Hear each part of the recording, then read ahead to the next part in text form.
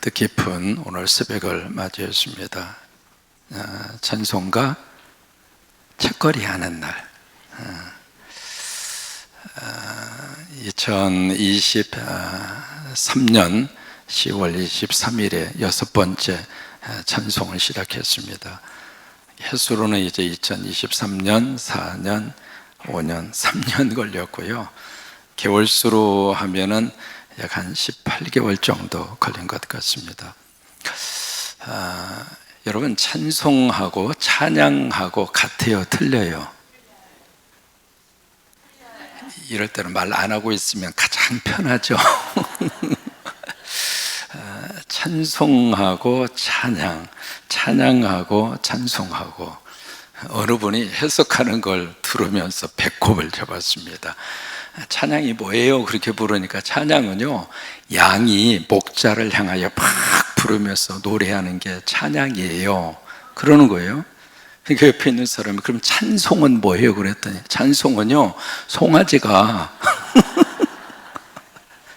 그 어미소를 팍 찾으면서 부르는 노래를 찬송이라고. 맞아요? 그걸 이렇게 가만히 들으면서 저건 아닌데. 시편 45편, 145편에 보시면 이 찬송과 찬양을 같이 쓰고 있습니다. 하나님을 찬송해라, 그 다음에 하나님을 찬양해라. 이 두 가지의 내용은요, 좀 기본적으로 좀 알고 신앙생활을 하셔야 돼요. 찬송과 찬양, 찬양과 찬송은 개념이 다릅니다. 찬양이라고 하는 말을 쓸 때는요, 하나님을 높여드리는 모든 행위가 찬양입니다. 그러니까 하나님을 높여드리는데 목소리로도 높여드릴 수 있지만은 악기로도 하나님 높일 수 있잖아요. 그래서 비파와 수금으로 하나님을 찬양해라, 이 악기로도 하나님을 높여드릴 수가 있겠고요. 지난번에 우간다 가서 우리 선교팀은 그 모습을 봤습니다. 그분들은요, 엉덩이 흔드는 것이 보통 선수가 아닙니다. 그것도 하나님 앞에 찬양이에요. 몸으로 하나님을 높여드리잖아요. 그러니까 하나님을 높여드릴 수 있는 모든 것들을 찬양이라고 합니다. 목소리뿐만이 아니라 몸으로도 하고 악기로도 하고 여러 가지 모습으로. 그래서 우리 몸 찬양이라고 하는 것도 있잖아요. 그런데 이 찬송이라고 하는 말을 쓸 때는 송자가 들어가잖아요. 그러니까 노래로, 가사로 하나님을 높여드리는 것은 찬송이에요. 그러니까 찬송이라고 하는 단어는 찬양 속에 포함되어 있는 거예요. 찬양에 여러 가지 많은 패턴이 있잖아요. 그 패턴 가운데 하나가 찬송이에요. 이제 여러분 기억하시겠죠? 양이 목자를 향하여, 송아지가 어미소를 향하여, 그런 이상한 해석하지 마시고 찬양과 찬송, 찬송과 찬양, 이해가 되시죠? 다시 한번 말씀드립니다. 찬양이라고 하는 큰 넓은 의미 속에 찬송이 있습니다. 그래서 우리가 하나님을 찬양합시다, 그 말을 쓸 때는 몸으로도 손으로도 팍, 아니면 기뻐서 다윗이 법궤 들어왔을 때 자기의 옷이 벗겨지는도 모르고 막 춤을 추잖아요. 여러분, 그게 찬양이에요. 너무 행복해서, 너무 좋아서, 그래서 막 손들고 몸을 막 흔들면서 기뻐 뛰면서 막 책상을 치면서, 여러분 그렇게 찬양할 수 있잖아요. 때로는 마음속에 깊은 슬픔이 성령의 역사하심으로 내 눈에 눈물을 자아나게 하고, 여러분 그것도 찬양이란 말이죠. 그러니까 내 모든 것을 다 동원해서 하나님을 높여드리는 우리의 신앙의 행위는 찬양이에요. 그 가운데 우리가 목소리로, 가사로 하나님 앞에 바쳐지는 것은 찬송이에요. 특별히 이 시편이라고 하는 이것은 우리가 시라고 하는 말이 들어갔기 때문에 마치 시로 이 시편을 우리가 기억하는 경우들이 많거든요. 그래서 마치 시를 우리가 낭송하는 것처럼, 아니 시를 우리가 기억하는 것처럼 시편을 시로 그렇게 딱 국한해서 생각을 하는데, 여러분 그게 아닙니다. 이 시편은 하나님을 향하여 찬송하고 찬양할 수 있도록 하나님이 우리에게 주신 말씀이 시편이에요. 그래서 이 시편은요, 초대교회로부터 시작을 해서 성도들이 예배 시간에 모여서 하나님 높여 드리도록 쓰여진 노랫말입니다. 그래서 오늘 여기 시편 6편도요 해석을 해놨습니다. 8번째 줄, 옛날에는 팔현금, 옛날 번역은요, 옛날 성경은 좀 어려운 말을 썼습니다. 스미닛이라고 하는 단어를 썼거든요. 그게 이제 악기예요, 악기. 악기인데 여기 8번째 줄에 맞춘 노래라, 여기에 표제에 보시면 그렇게 되어 있잖아요. 시편을 여러분들 이렇게 보시면은요, 우리가 잘 모르는 악기 이름, 음악 기호들이 굉장히 많이 나옵니다. 그러니까 여기에 팔현금이라고 하는 것은, 8번째 줄이라고 하는 것은, 이게 고음부터 시작해서 쭉 이렇게 현악기가 줄이 구성이 되잖아요. 그러면 가장 밑에 있는 음은 고음일까요? 저음일까요? 저음이에요. 저음. 여러분, 똑같은 악기입니다만은 바이올린 연주를 들을 때 하고요, 그 다음에 첼로의 연주를 들을 때 하고, 콘트라베이스라고 하는 그 베이스 파트의 그 연주를 들을 때 하고, 우리 감성이 어떨 것 같아요? 전혀 다릅니다. 그런 것처럼 이 시편 6편 같은 경우에는 스미닛 8번째 줄에 맞추어서 이 노래를 불러라, 그 말이에요. 그러면 시편 6편이 시입니까? 노랫말입니까? 노랫말이라 이 말이에요. 우리가 지금 예배 속에 CCM도 들어와 있고요, 복음성가도 들어와 있고요, 특별히 젊은이들의 예배 속에 들어가면 그런 찬송들을 참 많이 부릅니다. 그런데 우리에게 있어서 꼭 마지막까지 붙잡고 가야 할 찬송이 있다면 그 찬송은 시편입니다. 그래서 오랜 신앙의 전통 속에서 계속해서 불렀던 그 노랫말의 가장 중요한 근원이 시편이에요. 왜 그럴까? 3가지 이유가 있습니다. 첫째는 이 모든 시편은요, 그 대상이 하나님이에요.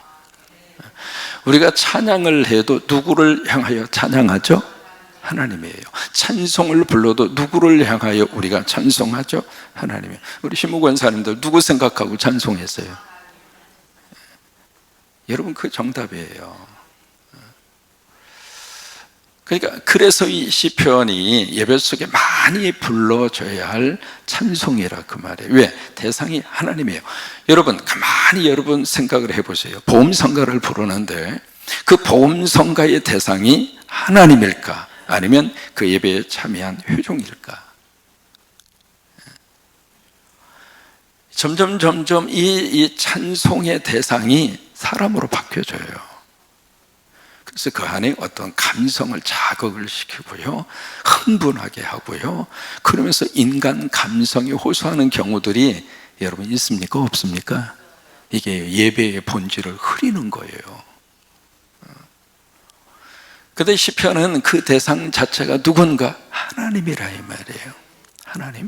우리가 이것을 자꾸 지금 오해하고 있습니다. 우리 기분이 좋아지고 우리 감정이 이렇게 뭔가 터치가 일어나고 그러면 마치 그게 은혜라고 생각하거든요. 여러분, 과연 그게 은혜일까?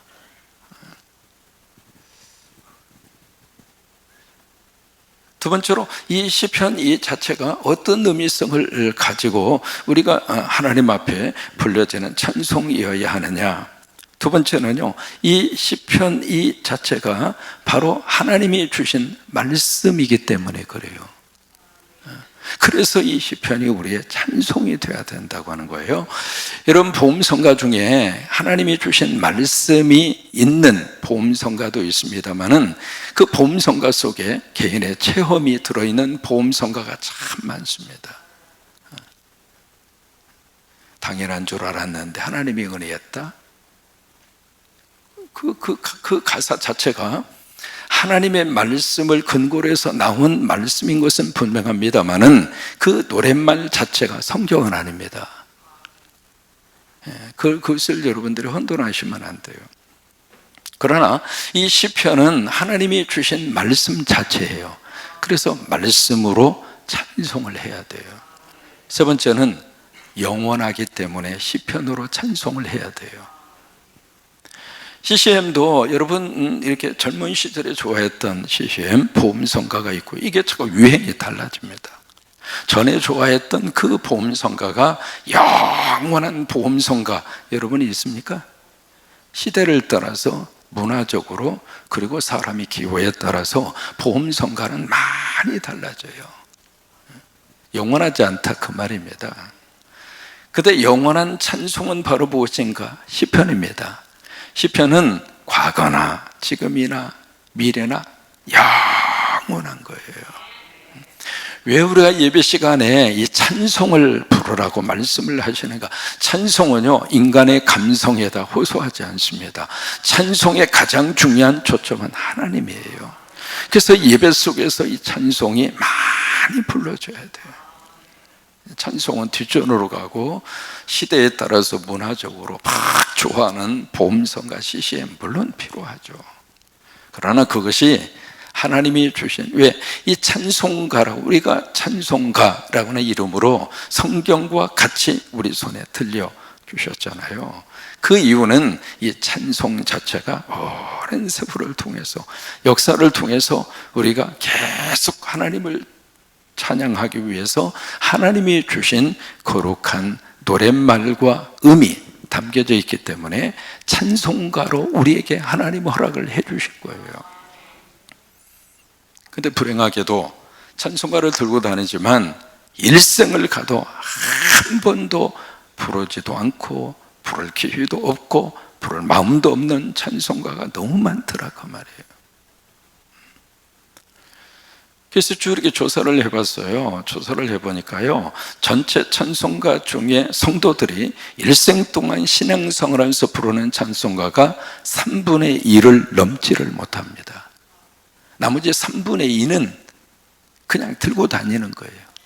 그러면 보세요, 그냥 들고 다니라고 찬송가를 엮어서 우리에게 주셨을까? 맞아요? 내가 익숙하지 않으면 안 불러도 괜찮은 찬송가일까? 이렇게 비유를 해볼까요? 성경을 하나님이 몇 권 주셨어요? 66권 줬어요. 그럼 내가 좋아하는 성경만 하나님 말씀이고 내가 잘 이해를 못하고 내가 좋아하지 않는 그 구절은 하나님 말씀이 아닌가요? 그렇지 않다 이 말이에요. 그래서 우리가 좀 노력을 해야 할 필요가 있습니다. 성경 말씀도 어렵지만, 성경 말씀도 내가 이해할 수 없지만 하나님 말씀으로 우리에게 주셨을 때에는 뭔가 뜻이 있잖아요. 왜? 이 말씀 통해서 은혜 받으라, 이 말씀을 통해서 하나님의 뜻을 발견해라, 이 말씀을 통해서 하나님이 우리에게 주시는 메시지를 뭔가 그 말씀 속에 담아 주셨잖아요. 다만 우리가 이해하지 못해서, 아니 그 말씀을 잘 강의를 못 들어서, 아니 강의를 들어도 내가 그것을 아직 먹지 못할 정도로 영적으로 아직 성숙하지 못해서, 그래서 우리가 그 말씀 속에 접근하지 못하는 것 뿐이지 그 말씀 자체가 내가 소외시켜야 할 정도의 말씀은 아니라 이 말이에요. 그래서 가장 중요한 게 바로 그거예요. 성경은 창세기에서 요한계시록까지 쭉 그 말씀 속으로 들어가셔야 돼요. 시대가 엄청나게 바뀌는 시대를 살아요. 앞으로 AI, 지금 우리 생활 속에 AI가 엄청나게 지금 많이 들어와 있습니다. 이게 어디가 AI고 어디가 뭔지 모를 정도로 매일 여러분들이 이 핸드폰을 켜잖아요. AI가 작동되는 시간입니다. 여러분들이 보시는 유튜브 동영상 하나 딱 보시는 순간 이미 AI는 여러분들 속에 지금 들어와 있는 겁니다. 여러분이 쿠팡을 통해서 여러분 많은 것들을 사시잖아요. 한동안 테무가 들어와서 확 휩쓸었습니다. 아이템 하나를 검색하는 순간 AI는 이미 여러분들 뇌에다가 엄청난 것을 심어주고 있습니다. 계속해서 비슷한 상품, 추천하는 상품, 당신이 선호할 만한 상품 리스트를 한도 끝도 없이 여러분들에게 메시지로 보냅니다. AI가 작동하고 있는 거예요. 그런 시대 속에 살고 있지만은 여러분, 이 세상이 아무리 그렇게 바꿔진다 할지라도 하나님의 말씀은 변하지 않습니다. 하나님의 말씀은 1.1획도 사라지지 않습니다. 우리가 붙잡아야 할 영원한 본질의 삶의 기준은 하나님의 말씀입니다. 그렇기 때문에 이 말씀을 내가 좋아하는 말씀만 보고 그 말씀만 암송하고 그 말씀만 하나님의 말씀으로 알고 끝나면 안 됩니다. 찬송가도 마찬가지입니다. 그래서 그것을 주일날 이 찬송가를 1장부터 마지막까지 부른다면, 여러분 주일 기준으로 하면 주일이 52주가 있거든요. 그 몇 년 불러야 찬송가 다 부르겠냐고. 주일 기준으로 하면 1년이면 52곡밖에 안 돼요. 10년이면 520곡. 그렇죠? 그러니까 10년 동안 주일 1장부터 쭉 이렇게 불러야 520장까지 부르는 거예요. 그럼 520장까지 있는 게 아니잖아요. 645장까지 있는데.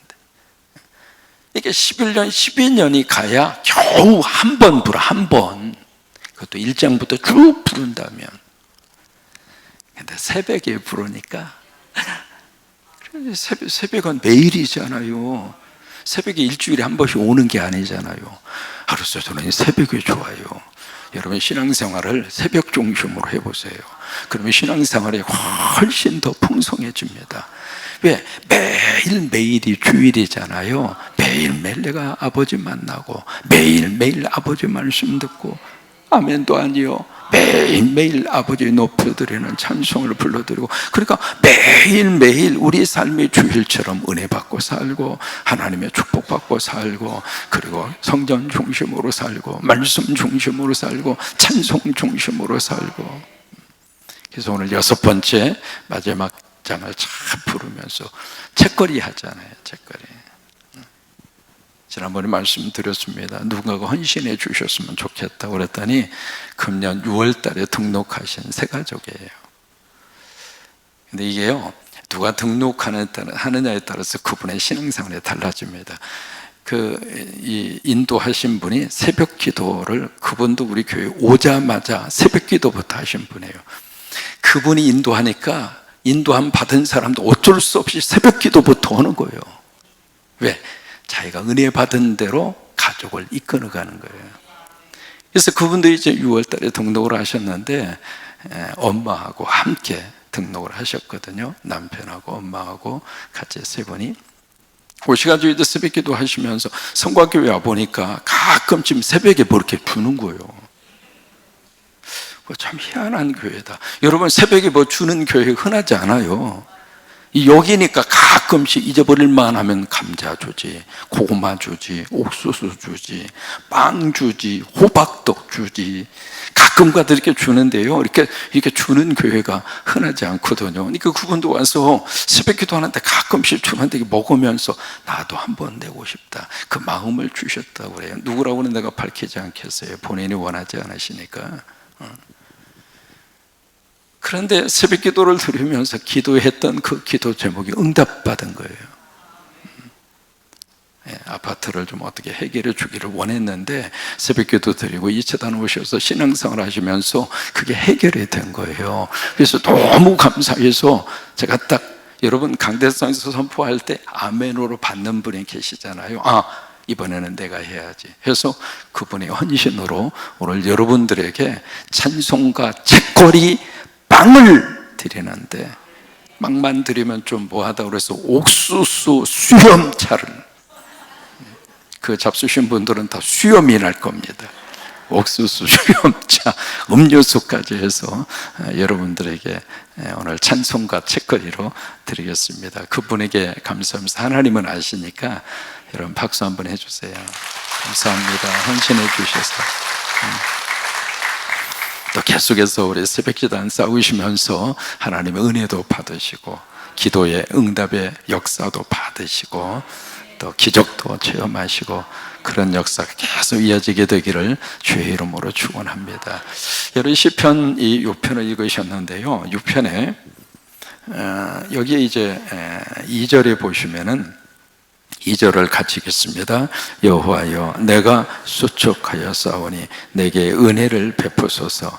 여호와여 나의 뼈가 떨리오니 나를 고치소서. 이 두 가지 기도를 담은 찬송입니다. 첫째, 하나님 나에게 자비를 베풀어 주세요.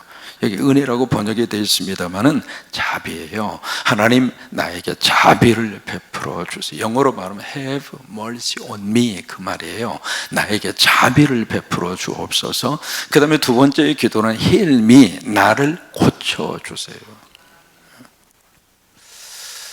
우리가 만나는 하나님, 성경에서 만나는 예수 그리스도의 역사와 사역 가운데 하나가 뭐냐면 치유입니다.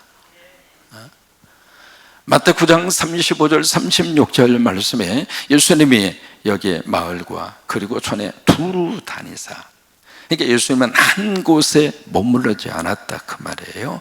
여러 타운과 동네와 그리고 여러 마을을 쭉 예수님은 순회하셨어요. 다니면서 거기에 어떤 역사를 베풀어 주셨는가? 거기에 천국 복음을 전파하셨어요. 그리고 하나님의 말씀을 가르쳐 주셨어요. 또 하나, 각종 병과 약한 것을 고치시더라. 따라서 하십니다. 예수님은 각종 병과 모든 약한 것을 고치셨다. 그 예수님은 어제나 오늘이나 영원토록 동일하신 분입니다. 성경에서 하셨다면 지금도 예수님은 그 일을 하십니다. 아멘. 그러면 성경에서 예수님이 병자들을 고쳐주셨다면 이 새벽에 주님은 우리를 고쳐주십니다. 그 치유의 역사가 임할지어다. 다윗은 여기에 수척하여 싸우니라고 하는 것은 이미 완전히 진액이 다 빠져서 연약해질 대로 연약해졌다 그 말이에요. 오죽하면 뼈가 떨린다고 하고 있습니다. 여기 뼈가 떨린다는 이야기는요, 고통 중에 최고의 고통이 뼈가 아픈 거예요.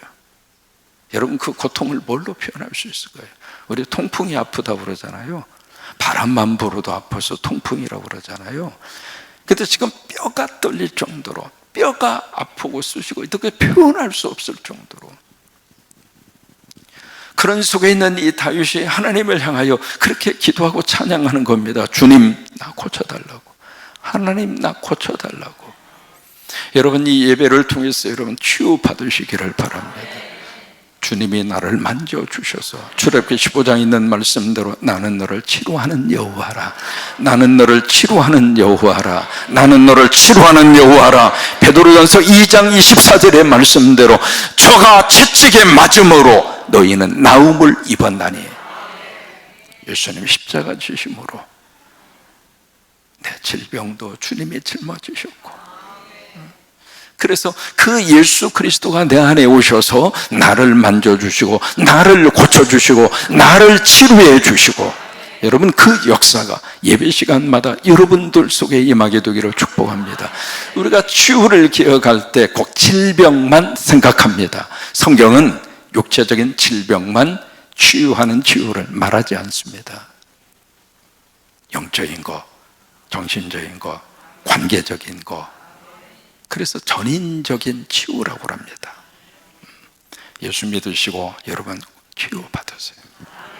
예수 믿으시고 여러분 속에 있는 상처도 치유받으시고. 이게 상처가 있으니까 상처가 계속 나가는 거예요. 입만 벌리면 상처예요.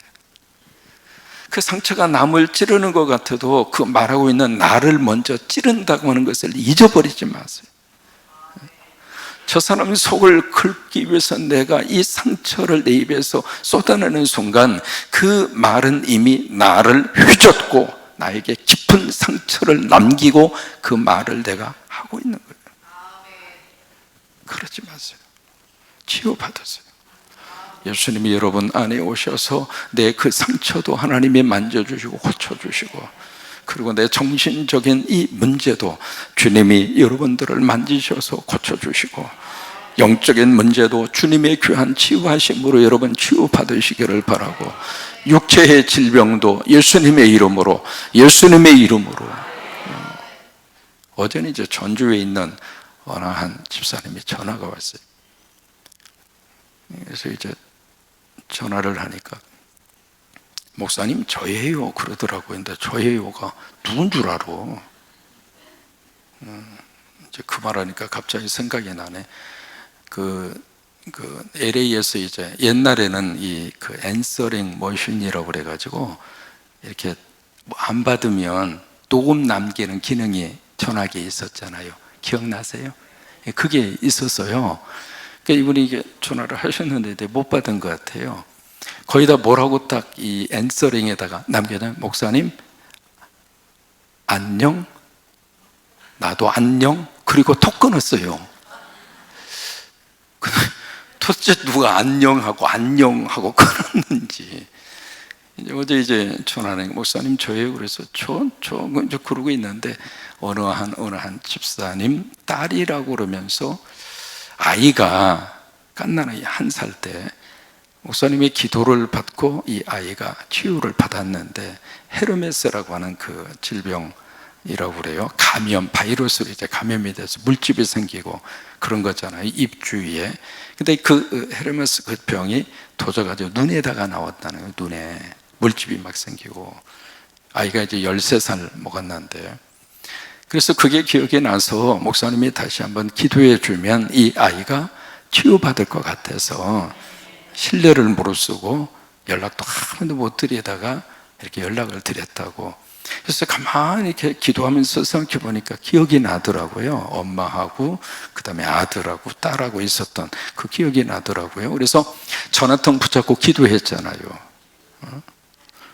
하나님이 고쳐주신 줄로 믿어요. 여러분 믿음으로 드리는 그 기도를 하나님께서는 들으셔서 우리의 병을 고쳐주시고, 그래서 다윗이 그 하나님을 기억하면서 하나님 내가 지금 수척해졌고 뼈가 떨리고 뼈가 아플 정도로 이 고통 가운데 있는데 하나님 나 고쳐달라고, 하나님 나 고쳐달라고.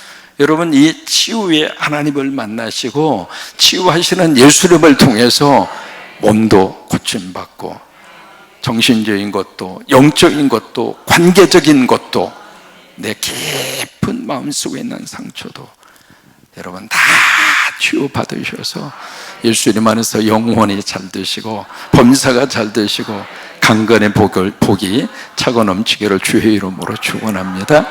아멘. 네. 자, 우리 찬송가를 부르고 책거리 빵을 놓아드리겠습니다.